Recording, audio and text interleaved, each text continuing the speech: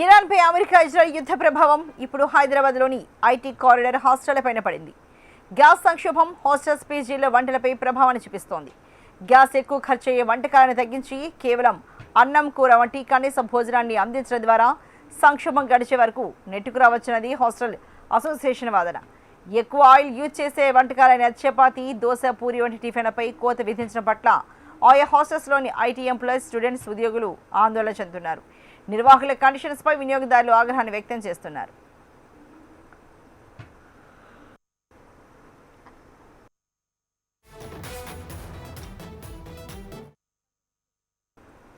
హాస్టల్లో ఉండేవారు నెలకు ₹1000 ఫీజులు చెల్లిస్తున్నారు. ఉన్నట్లుండి మెనూలో కోతలు విధించడం, ముఖ్యంగా ఉదయం పూట టిఫిన్ల వంటి కనీస అవసరాలను నిలిపివేయడం వారిని ఇబ్బందులకు గురిచేస్తోంది.